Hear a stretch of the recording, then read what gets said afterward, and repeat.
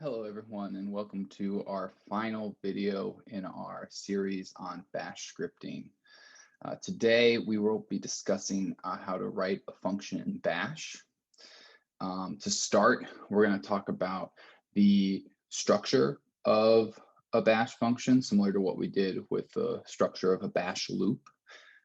And then we're going to talk briefly about writing an alias in bash, which serves a similar function to a bash function, but slightly different.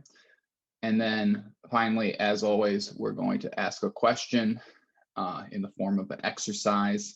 And I'm going to go on to Quest, and I'm going to try and answer our exercise for today's final video. Okay. So a bash function is defined fairly straightforwardly.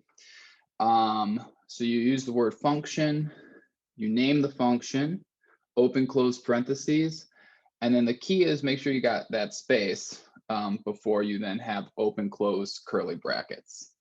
And similar to a bash script, the way that you determine how many arguments a bash function takes is the same way as you did it with a script. You can either use $1, $2 to indicate that it takes 1 or 2 positional input arguments, or you can use the $@, which indicates that the function takes a variable number of arguments.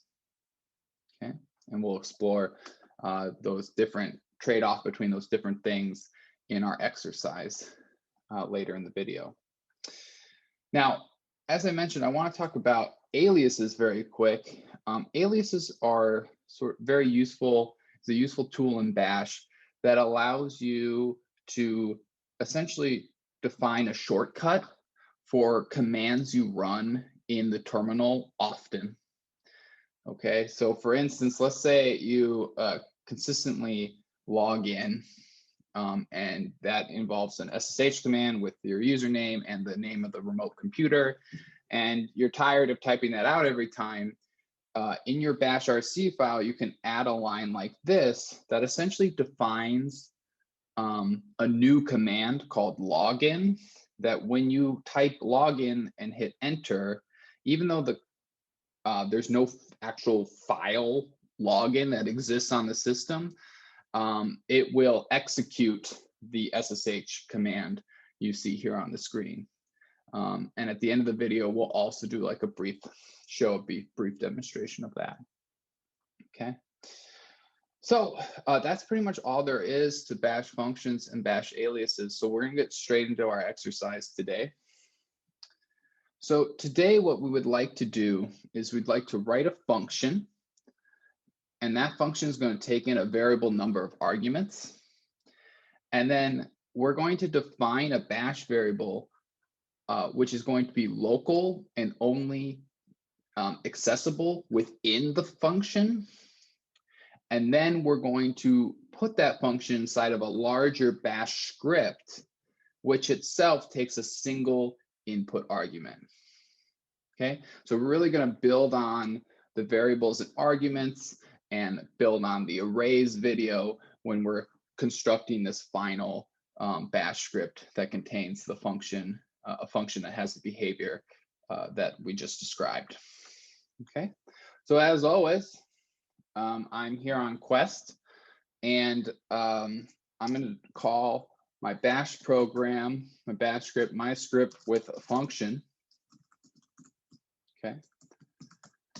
And as I mentioned, the key thing to start with is to say function space, the name of your function. I'm going to call it my function. Okay.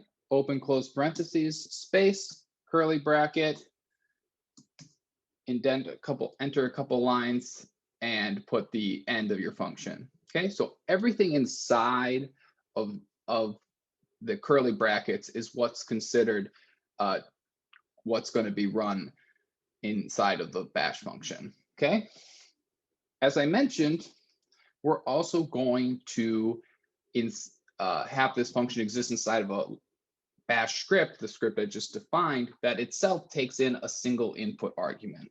So I'm going to call my bash script argument 1 is going to equal $1. Okay, so that's going to be what I pass at the command line. Okay, and I'm going to print my input argument to bash script. Okay, is my bash script argument 1. Okay, and then the other thing we want to do is actually use my function inside of the context of this bash script.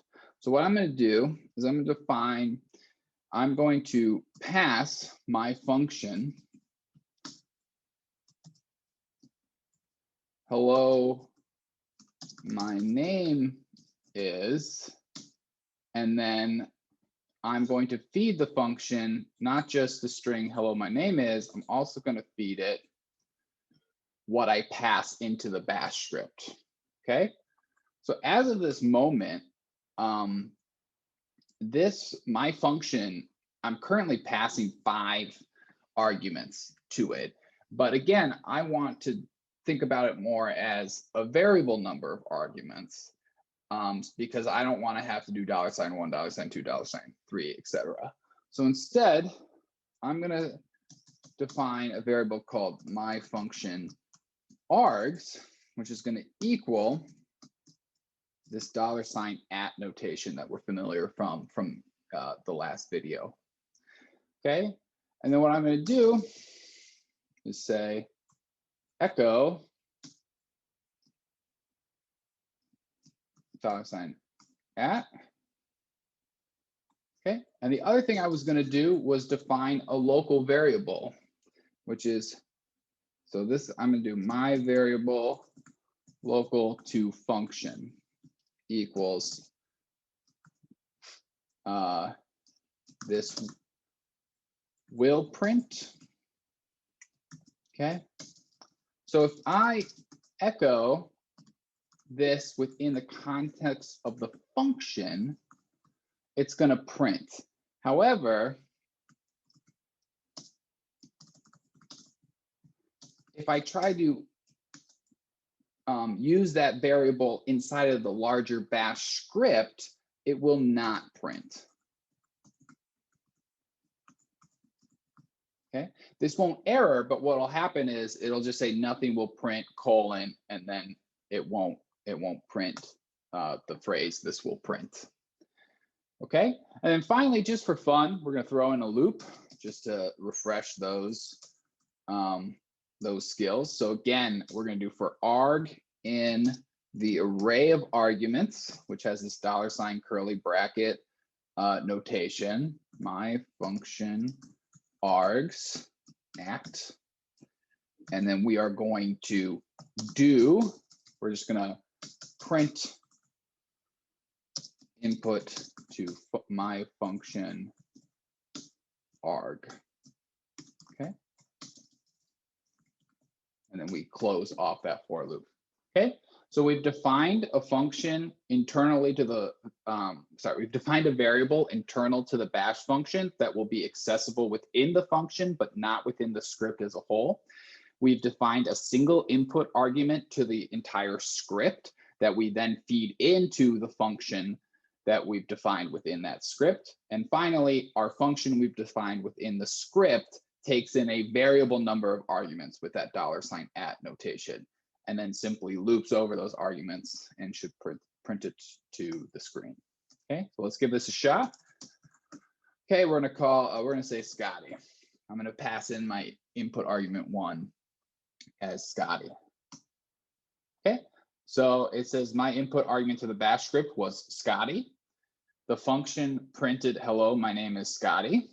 And as you can see, the local variable printed and then printed each argument that got passed to our function.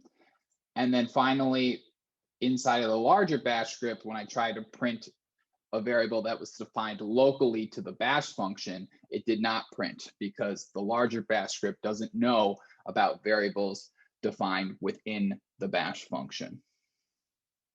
Okay, So we're going to end there today. Thank you so much for listening to all of these videos. Next time, I'm hoping to be back with a CMake compilation video series. But again, I'm going to leave us with a slide with a possible answer to our exercise. Please feel free to work on writing your own bash functions within a larger bash script and play around with some of the concepts we talked about in today's video. And then finally, again, big thank you. See you all next time.